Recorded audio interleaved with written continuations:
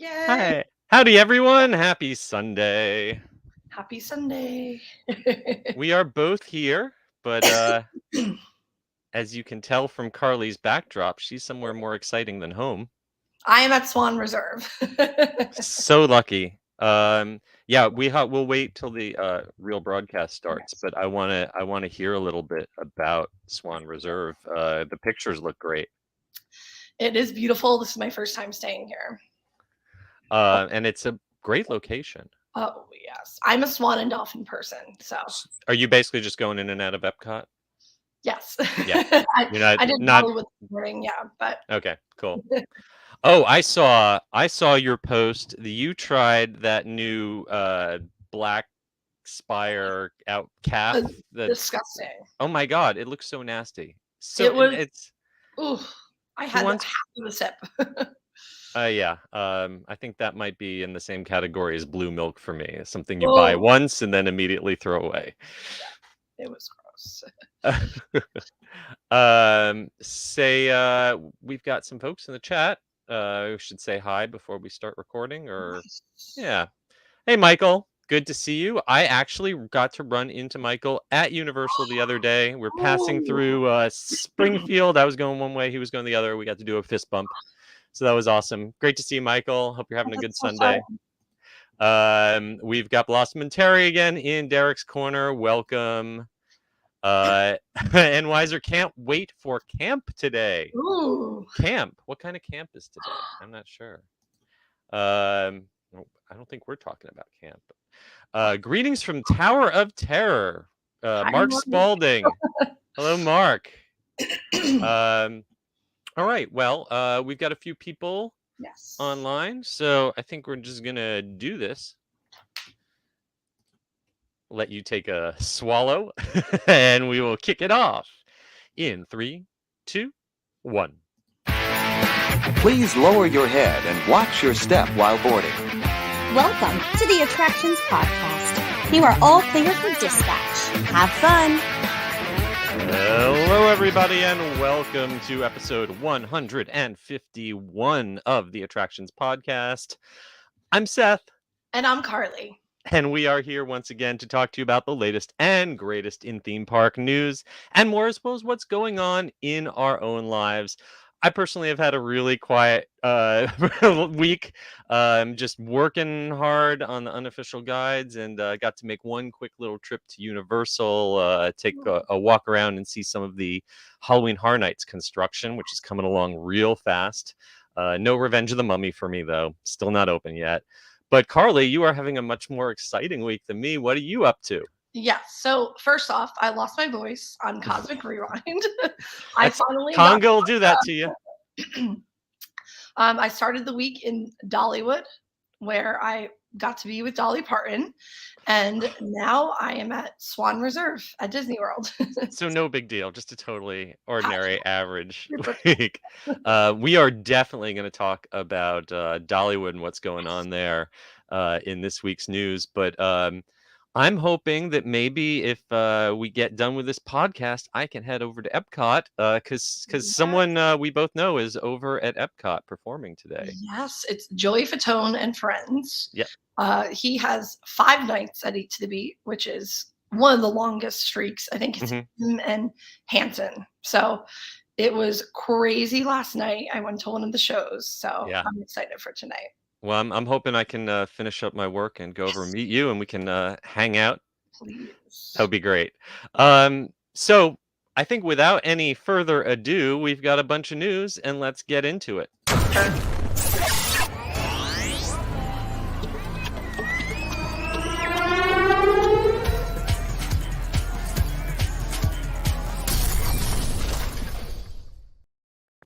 Let's start out at the upcoming D23 Expo, where Marvel has revealed its lineup of panels, events, and guests and more.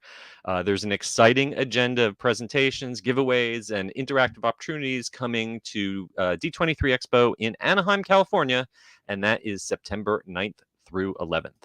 Yes, and we hit up this a little bit last week when we kind of talked about all the new phases coming and films. And so now they're really going in on what to expect from the panels and the stage events. Yeah. Some of the panels that they have announced, there is going to be a Marvel Draw Live session where Brian Crosby, who is director of themed entertainment for Marvel, is going to lead everyone in a step-by-step drawing session of an iconic Marvel character. Sounds a lot like the Animation Academy Yes. that they do at the Disney parks. Um, the big Hall D23 presentation is going to be September 10th at 10 a.m. And that's the one with all the big surprise guests and the showcase of the upcoming theatrical and Disney Plus titles. I'm sure you're going to get to see some trailers and behind the scenes clips of upcoming stuff. Lots of exclusive footage. That's a big one. And a panel that I would personally like to check out is on September 10th at 2 p.m. They are celebrating 60 years of The Amazing Spider-Man. We'll look back all the way to 1962 and his debut through the future of the character. So that sounds pretty cool. Yeah, I think I'm gonna hit that one up because it's very interesting and I love Spider-Man. For sure. And there's also, of course, going to be costume and prop displays. There's also going to be a signing session. Spider editor Nick Lowe and editor in chief CB Cebulski are going to be signing autographs on September 10th in the evening. Bad news is this is totally sold out. If you don't have a ticket yet, you ain't getting one. But they are talking about streaming some of these panels live. So D23Expo.com is the place to go to catch up on all the details for this. Yes, and we're about a month out, so hopefully we will see the streaming details really soon. Yeah, I'm hoping you're going to be able to, if not from the show floor, then at least somewhere around the convention center. Right. Maybe we can do a stream that week. This one made me really happy. The Yes. House of the Retro Future Suite is finally opening at the Howard Johnson Anaheim Hotel. We have a great video up on our YouTube channel. There was a press preview event with a ribbon cutting featuring the artist Shag and the historian Charles Phoenix, who are two of my favorite mid-century modern obsessives. And they were there to help introduce this suite, which is officially open as of August 12th. This is the Hojo that is across the street from Disneyland. And the suite is inspired by the Monsanto House of the Future, and it is awesome. Right, and this is just so cool, and the price tag might throw you off a little bit because it is expensive, but you have to remember there's some really cool things that come with this, and I believe you also get a shag piece, and if you've ever Yes. purchased a shag piece, they are expensive. Okay, so I have a little personal story to tell about this. First of all, just in case you are not familiar, Monsanto's House of the Future was an attraction in Tomorrowland at Disneyland from the mid 50s to the late 60s. It was finally demolished, but it was like this entire house where everything was made out of plastic and futuristic materials.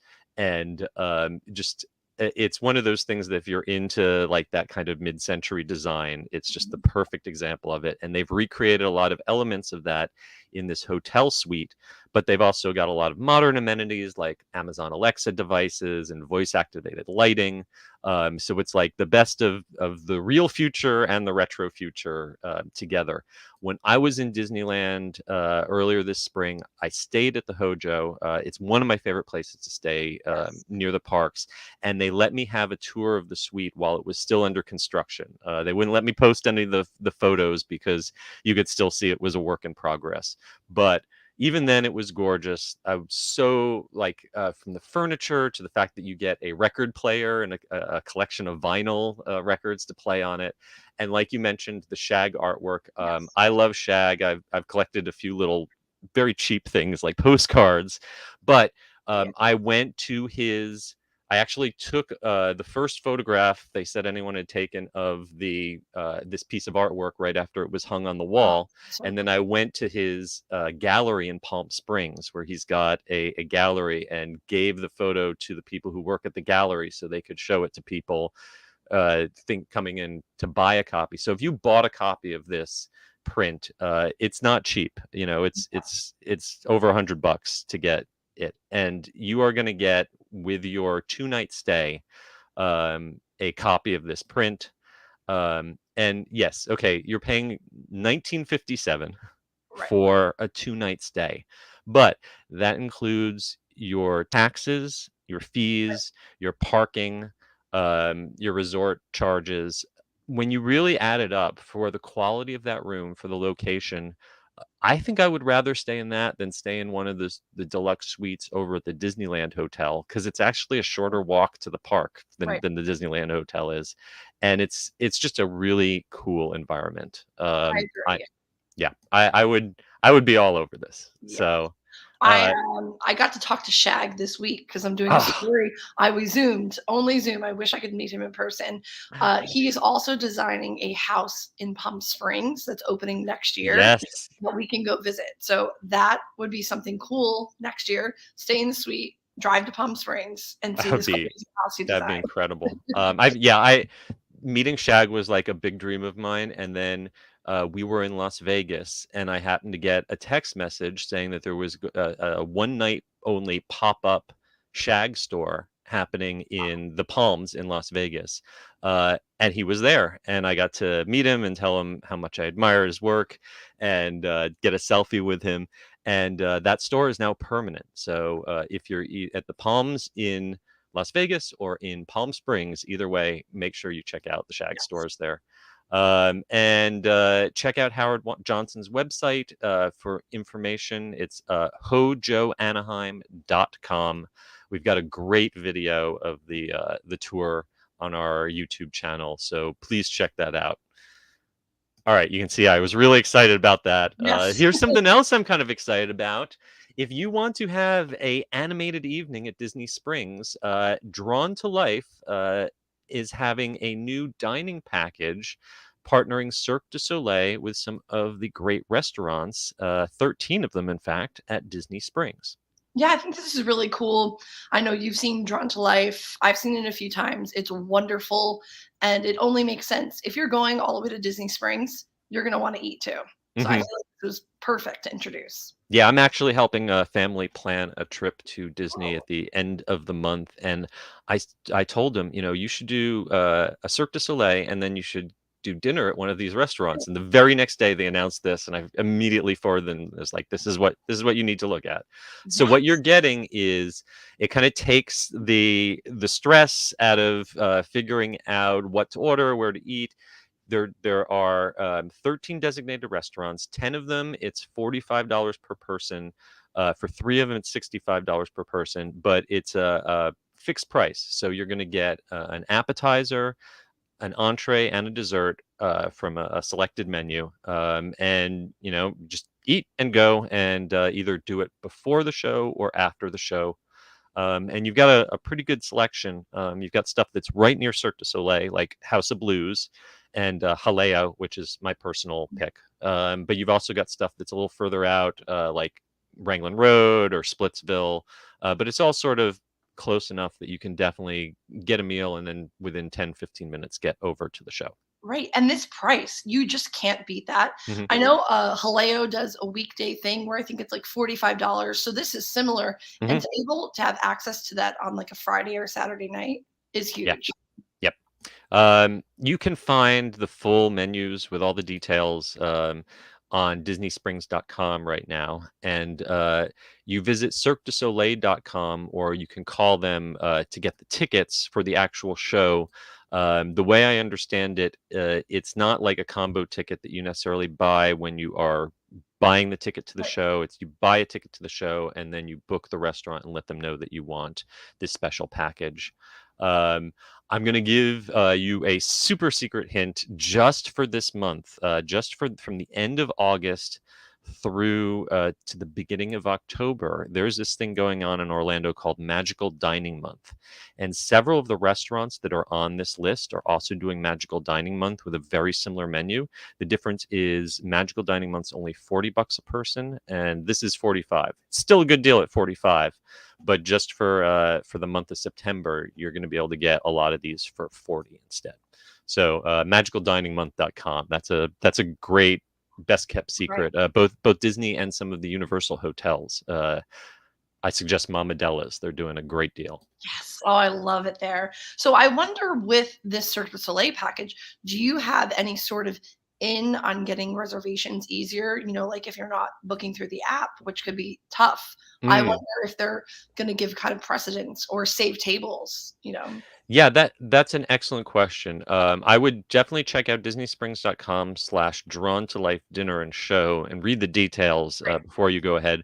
My understanding right now is you basically have to pick a reservation that's either 2.5 hours before your show or 2 hours afterwards. And then once you've made the reservation, then you tell them that you want the special menu. But I don't know right now that they're doing any particular priority for people with this. So Interesting. Someone so try it. as always, especially now that you're not booking 180 days out for the Disney restaurants. Now that's just a couple months in advance. You got to jump on some of these popular ones right on your 60-day mark. So okay, next up, shifting away from Disney over to SeaWorld in San Diego. They are bringing some new scares to their Hollow Scream event that sounds kind of similar to some of the stuff that we have at SeaWorld in Orlando. Returning to Southern California for its second year with even more to fear, more scare zones, more intense haunted houses, and more live entertainment.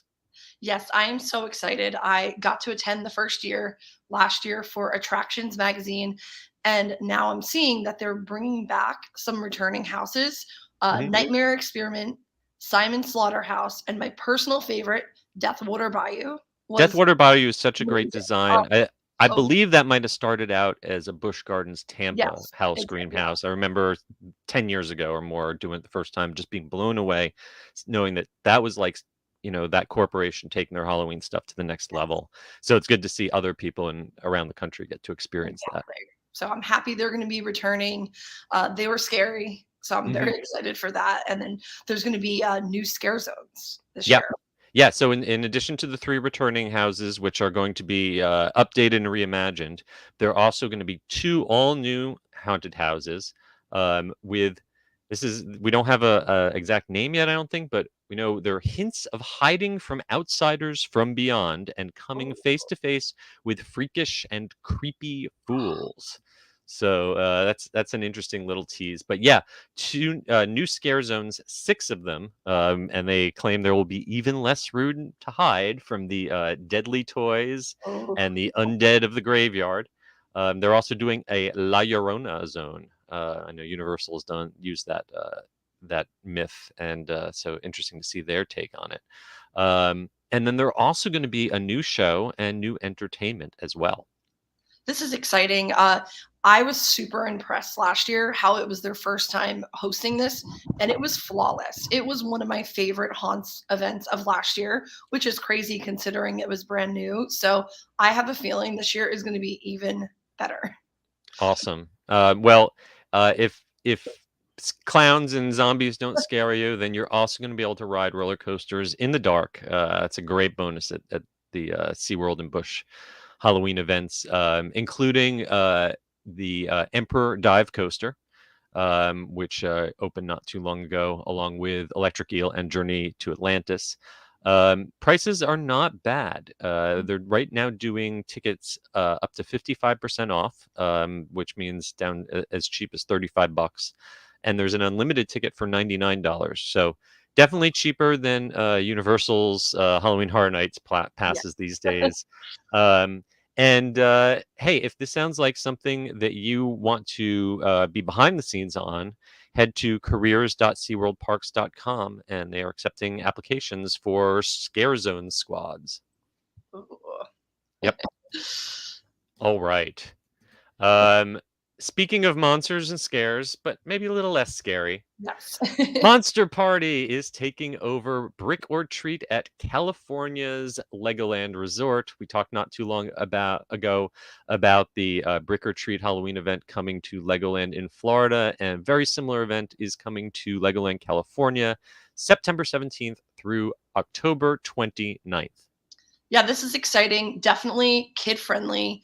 It's included in regular park admission, just like Legoland, Florida. But here in California, it's going to be taking place each Saturday only. Yeah, So that Saturdays only.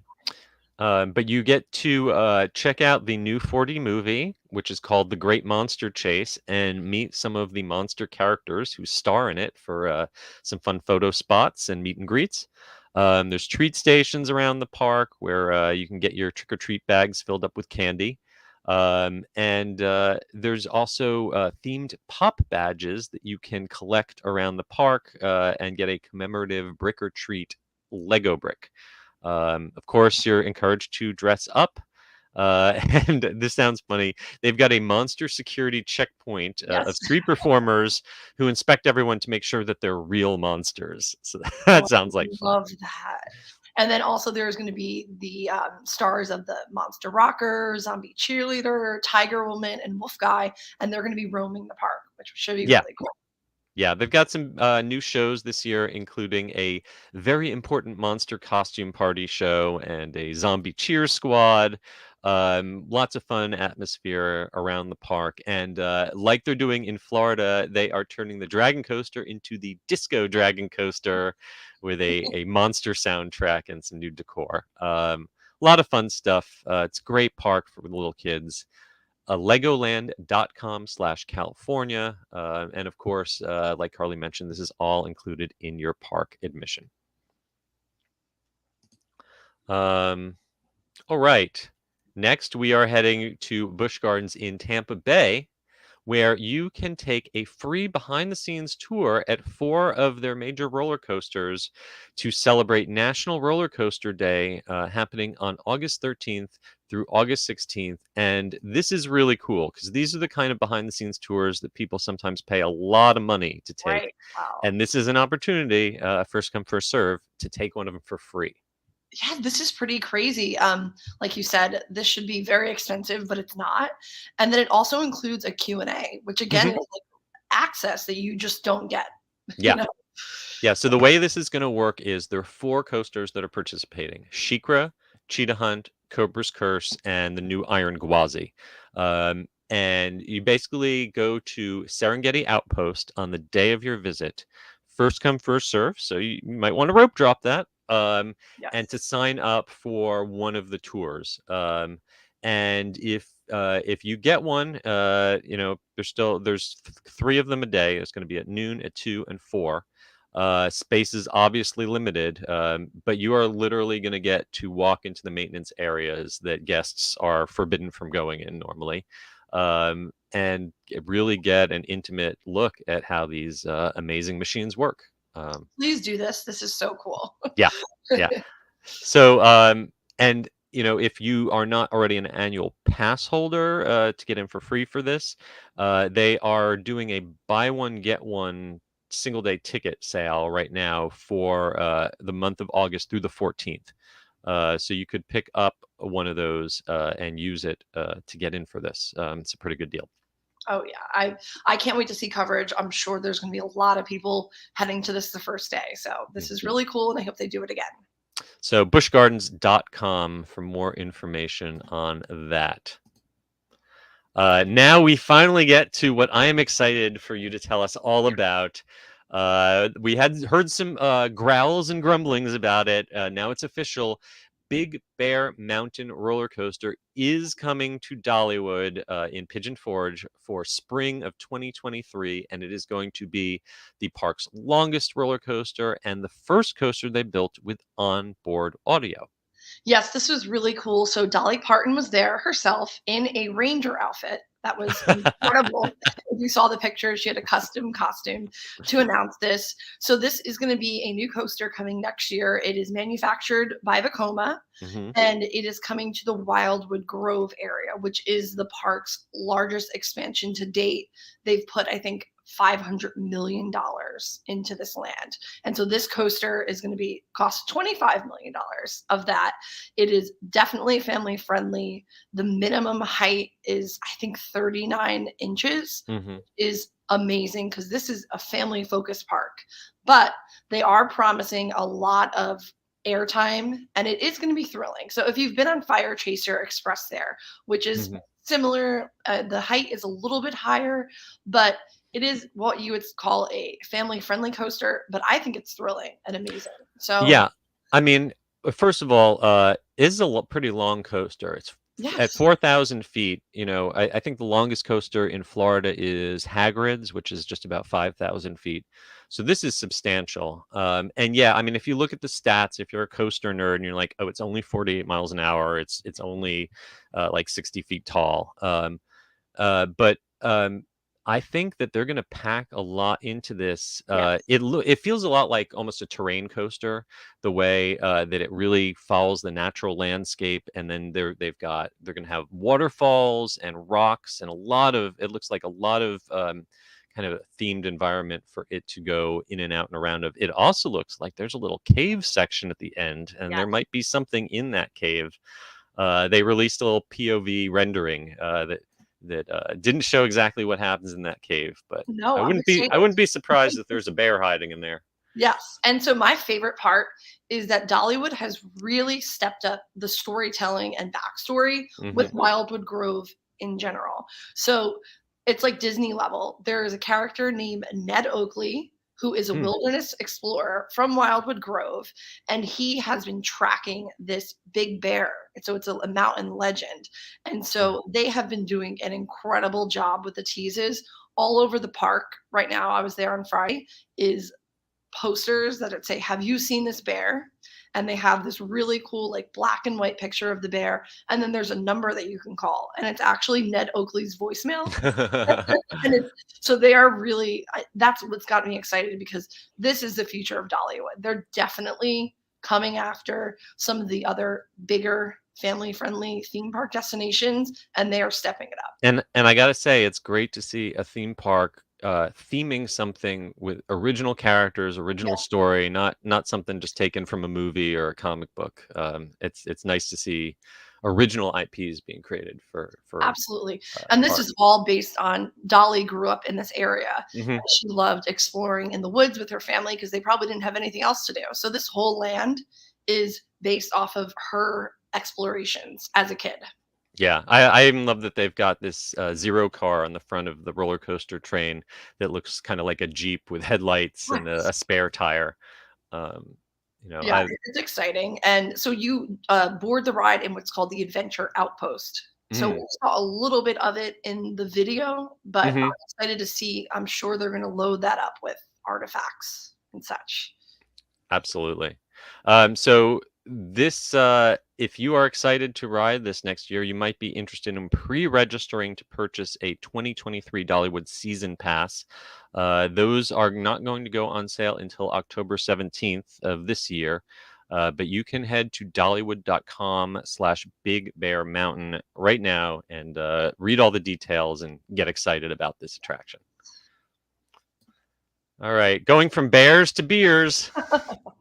Beer Fest is bringing the spirit of Oktoberfest to Busch Gardens, Tampa. If this sounds kind of familiar, we talked about a very similar beer fest going on at SeaWorld. I got an invitation to go and check that out next week. I might have to go and have a beer or two. But Busch Gardens Tampa is starting theirs on August 12th. It's got an all-new Oktoberfest inspired menu, more than 50 seasonal, local, and international beers, and they are offering buy one get one theme park tickets. Wow. I mean, this is great. We just talked about Busch Gardens. Williamsburg is doing Hmm. their Beer Fest. So I love that this is becoming a really big thing. And they're also partnering with really cool breweries. So you can really try things that are maybe outside of your comfort zone. There's international breweries that they have focused on the event too. Yeah, if you're a fan of local brews, Cigar City makes some great IPAs. Tampa Bay Brewing, but they've also got Cronenberg and other international options too. And if you are not a beer fan, but you like a good cider, they've got some interesting ones there, including a Flying Boat Raspberry Passion Fruit Sour. Ooh. Um, uh, Now, of course, you don't want all that beer without something to soak it up in your stomach. And they have some German-inspired bites to pair with all of these brews. A lot of them that I can't even pronounce. I can do sauerbraten. I can pronounce pierogies, but Fried Bratkartoffel, potatoes. no. Fried potatoes with cheese, with Yeah. chives and caramelized onions. Yeah, we'll just call it that. Yeah, Um, there's live music too. So oh this yeah, is really a full festival, and they're going to be tapping into the local music scene to use local artists. yeah, it's a good time, and probably the most cost-effective way if you're going to do one of these is a sampler lanyard. This year, it's 35 for 5 items, 55 for 8, or 70 for 12.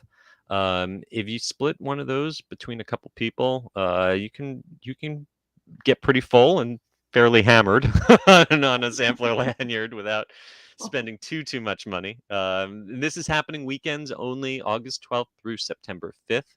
It's included in the park admission. Obviously, you still have to buy the food and drinks. But if you take advantage of their BOGO special right now, you can buy a single day park ticket right now, and then get a second one that you can use anytime before September 30th. So the details of that are at buschgardens.com/Tampa. And we are heading west again to Belmont Park in San Diego, where that classic seaside amusement park has added some new rides and an escape game to celebrate its 100th anniversary, which was on July 4th. Wow, I'm sorry, celebrate its 97th anniversary on July 4th. wow, Cut, that's rewind. no, that's amazing. And God, 97 is still pretty old. that's old. San Diego is just so beautiful, and I haven't been to this park, but after hearing about these new rides, I think I want to go. Yeah.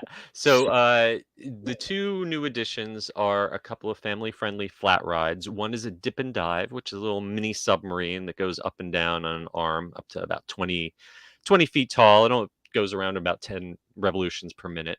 And the other is a wave jumper, which is a little spinner Dumbo type ride shaped like little speedboats.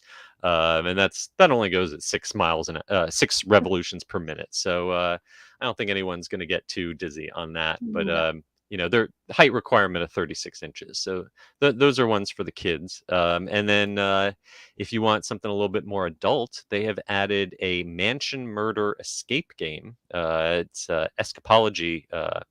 Or I never know how to pronounce it. Escapology, escapology. Escapeology is what I would say, but I like the way you pronounce Epcottians. it. I don't. Epcotterans. I don't. Creatures of Epcot. So if you want to play an escape game, this one you can take on the role of Robert Montgomery, who is the heir to the Kildamore estate and the family fortune. It's themed to the Scottish Highlands and New Year's Eve. Grandpa's dead in the library, and you've got 1 hour to figure out if Robert has been framed or to prove your innocence. You're gonna have to do it because you're the escape room. Yeah, I'll put that on the list for my Yeah. next trip out there. But in addition, they've also made upgrades throughout the park, and I thought this was interesting. They are highlighting the fact that they have added new safety measures, including security and patrol cars in all surrounding parking lots, 130 new security cameras, higher lumen lightings, and around the clock security. And I think that's kind of a sign of the times. We didn't used to talk much about security in theme parks, but it's become a very big topic on the news lately. Stuff happening at Universal recently, at Knott's Berry Farm. Just getting word today that Universal's starting to impose a curfew at City Walk for people under 21. You got to be out of there by 9 o'clock if you're unaccompanied minors. A lot of security issues. So I think it's interesting that they are highlighting that as a reason to come back. Right. It's definitely sad because theme parks to me have always been that safe place where I'm like, there's nothing bad that can happen here.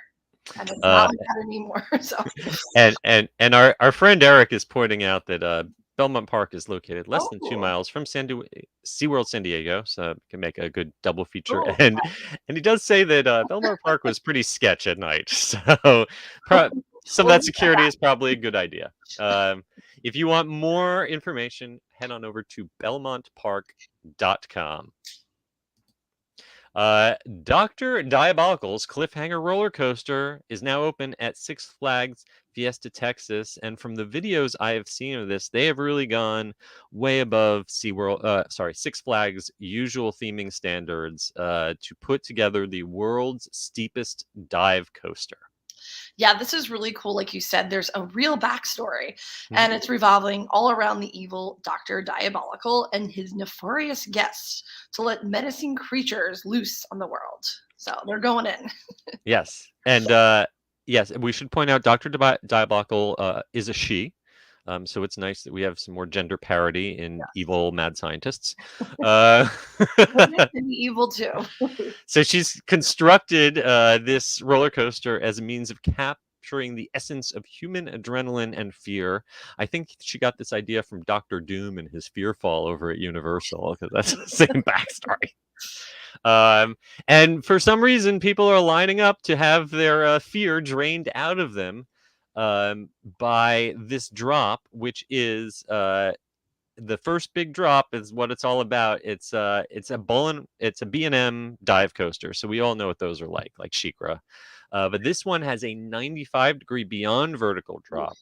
You're gonna hang there for a few seconds, of course, before you are released into a 150-foot dive, not drive, dive, and you're also going to get a 270-degree zero-G roll, another 75-foot near vertical drop, and then some bank turns and extreme air time. So it doesn't look like it's just a one-trick pony. I know a lot No. of these dive coasters are like one big drop and you're done.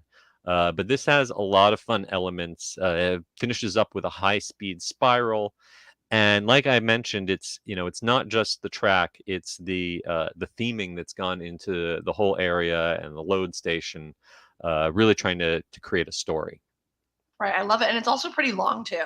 Hmm. It's 2,501 feet of track, so I was impressed by that. But like you said, there's a lot going on. It's Hmm. not a one-trick pony. It's not just relying on the one wow factor.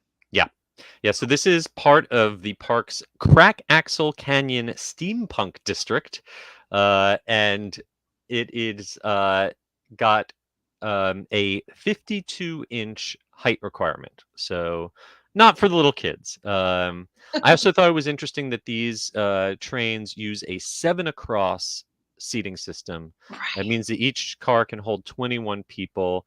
I know some of the other B&M dive coasters use a 10 across, and I think it's interesting that maybe by having a slightly narrower train, they can have some more dynamic elements, because the ones with the super wide trains basically can't do much more than Right. make a big drop and then turn around.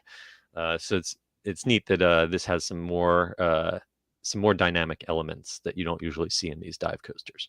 Definitely. Yeah.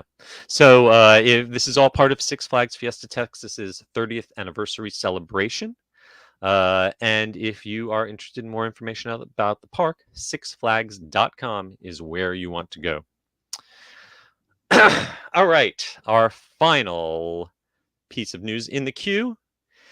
Game of Thrones official fan convention is finally coming to Los Angeles. You may have remembered us mentioning this a ways back when it was Right. supposed to be happening last February in Las Vegas.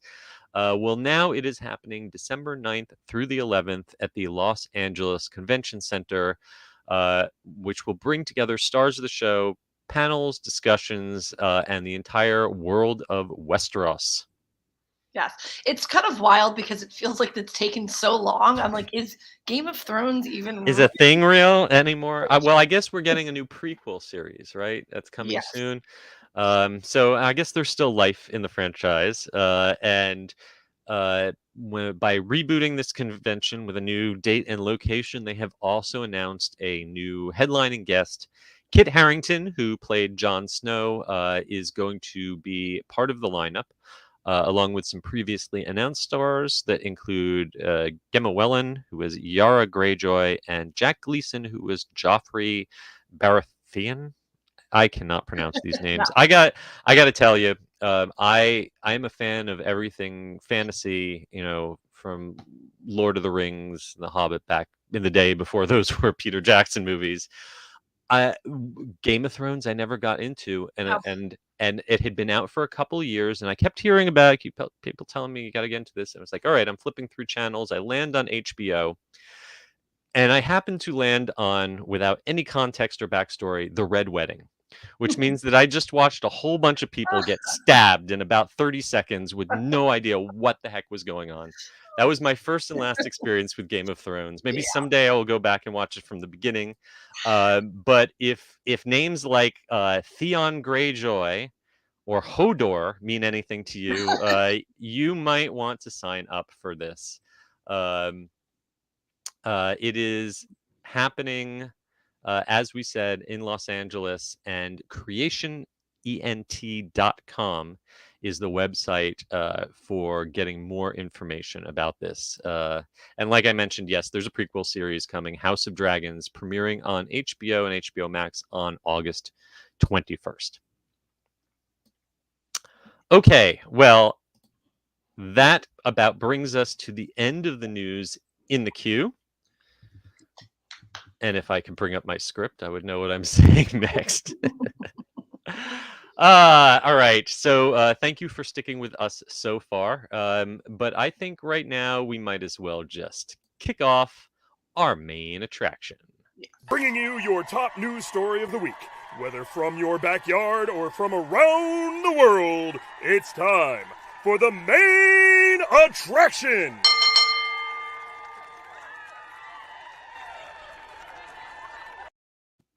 And for our main attraction this week, we finally have details of holiday season entertainment and offerings coming to the Disneyland Resort for this year. It's been a couple years of halfway events and partial events, but we are getting holiday celebrations back in full from November 11th all the way through January 8th. And it is going to include popular favorites like the Christmas of Fantasy Parade, Believe in Holiday Magic Fireworks, and the return of World of Color Season of Light.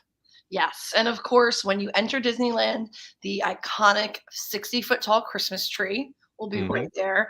Main Street will be adorned with gorgeous decor. It is so pretty. My favorite time to visit. And then one of the coolest things is Sleeping Beauty's Winter Castle. So they add all icicles and twinkling lights. And if you're a regular visitor, it's so fun to see them like slowly add it on leading up to the day. Yeah. You'll see like an icicle here and there. So it is gorgeous. Yeah. And, we just lost or we are going to be losing very shortly, the Main Street Electrical Parade, but you get the daytime Christmas Fantasy Parade, which I think they do it. I'm not sure of the exact schedule. I know that they do it at nighttime on certain times, and there's also a daytime version. But they both include a procession of floats, the marching toy soldiers, the dancing gingerbread characters. I always love the silly reindeer with their tongues hanging out. Yes. That's like an old tradition. But in addition to the parade, Disneyland Park brings back Believe in Holiday Magic Fireworks. And they're also going to include projections on Main Street USA and the facade of It's a Small World this year. Yes. The holiday fireworks personally are my least favorite Disneyland fireworks, just because they're very short. They're not very Disney-like. But I think that if they are adding more projections, that might brighten it up a little bit. Right. I would definitely rather hang outside of It's a Small World and see them do the really cool music and projection show there. But I mean, see the fireworks. If, like you said, the projections could be cool. Yeah. And speaking of It's a Small World, the ride itself, of course, is taking a holiday, transforming the normal music into holiday music, representing traditions from around the world with some special decor. And they do that light display on the outside. But my favorite part of Disneyland's Christmas celebration is always Jack Skellington's takeover of the Haunted Mansion. Haunted Mansion Holiday basically runs like a third of the year now. It's starts off any day now and it runs all the way through January. So I hope you like Nightmare Before Christmas, because it's what you got for a good chunk of the year now. But it's fun to spot the gingerbread house. So absolutely. Every year there's a new gingerbread house. Yep. So we're going to hop across the Esplanade to DCA. California Adventure as their own festival of holidays, which reminds me a lot of the kind of things that they do at Epcot for the holidays. Celebrate a lot of world cultures, including not just Christmas, but also Hispanic Navidad, Diwali, Hanukkah, Kwanzaa, Three Kings Day, you name it. I really love the stuff they do over at the Paradise Gardens stage, usually involving Coco, and also Encanto has been part of that. Absolutely. Their entertainment kind of knocks Epcot Mhm. out of the park because they Yep. just really go all out. And it really does feel like a multicultural celebration in Yeah. addition to the food. The food Oh is yeah. obviously important, but this feels like so much more. Yeah, those food booths, much like the Epcot Food Festival booths, appear around California Adventure, and I always suggest go for the vegetarian options. They are often the tastiest and also the best value. Um, and of course, if you want to meet Santa Claus himself, it looks like he is going to be taking up the Redwood Creek Challenge Trail. So that's kind of shut down right now for Halloween. But once Halloween's over and the villains exit, Santa's going to be setting up camp in there. And we can't forget about Cars Land. They do a whole makeover of Cars Land with musical overlays of the Luigi's and Mater's rides, and decorations all through the area. And then you are going to want to make sure you understand how the virtual queue system works for the show passes for World of Color, because World of Color regular edition is popular enough, but World of Color Season of Light is an even bigger draw. It's a really well done show. Yes. And then my personal favorite part is the way they decorate each of the Disneyland resorts. Oh yeah. So it is just beautiful. The Grand Californian is my Hmm. personal favorite. It really just works so well in the lodge-like feel, and that is also where they have the bake shop set up, which has Hmm. amazing like gingerbread cookies. They make little milk and cookie shot, so the shot glass is a cookie, and it's so good, and they put milk in it. That's You really know, everyone talks about the Grand Floridian lobby, no. their gingerbread house, and their bake shop. Yeah, I think the Grand California outdoes it, and people don't talk as much about it. Absolutely, and all the Mhm. treats are really good. It's not Yeah. just like, "Oh, this is a cute cookie." They're really well done. Yeah, and it extends even to the downtown Disney district. They're going to have decorations and photo ops and lots of entertainment. Each time I go, I see more and more live musicians that they have out there. So it makes for a really lively holiday season, and I'm looking forward to it.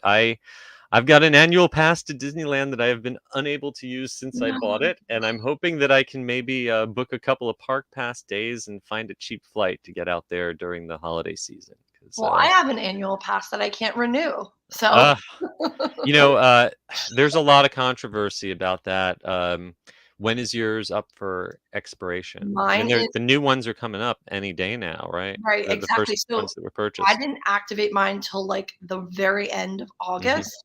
So I'm going to D23, but I can't even make a park reservation because I Oh can't yeah, because one it's thing yet. after. Yes, So it is so bizarre that it's they are leaving all these people because I know a lot of people going to D23 are yeah. Magic Key holders, and I'm not Hmm. purchasing a one-day ticket when I have No, annual.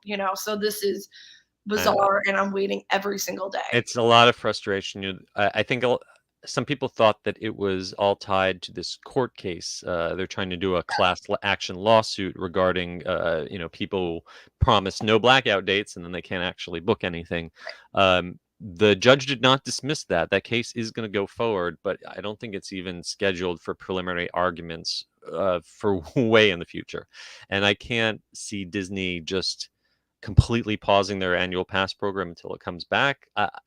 I'm sure that there's going to have to be some changes to the verbiage and change the explanation of how it works. But yeah, as long as the park reservation system is in place and they still keep holding all of these spaces for people walking up and buying tickets at the expense of people who've already bought an annual pass, yeah, it's a weird situation. It's a real weird Very bizarre. situation. So hopefully we'll get there for the holiday season. All right. Well, let's sign off with this comment from Michael, who sounds just as enthusiastic as I am about getting out there this holiday season. Michael says that Disneyland Christmas and his birthday is absolutely Ooh. awesome, and he can't wait to experience Christmas holiday at Walt Disney World as well. Yeah, I think we can all look forward to a nice holiday season. We all need it this year for sure. All right, that just about brings us to the end of yet another exciting episode. Before we go, I want to thank you all for watching, spending your Sunday with us, and I want to remind you to please give us a review on Apple Podcasts, leave us a rating on Spotify. It really helps get the word out. If you want more coverage from us and Attractions Magazine on the interwebs, you can find me personally at the UG Series on Twitter or at the Unofficial Guides on Instagram and theunofficialguides.com. Carly, where can folks find you? Yes, I am Carly Caramana on Twitter, and on Instagram, I'm Adventures by Carly. And Attractions Magazine is there for you every day at attractionsmagazine.com, at Attractions on Twitter, at Attractions Magazine on Instagram, and on youtube.com/attractionsmagazine.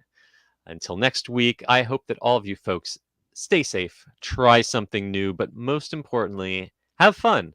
And we will see you again next time. Bye. Bye.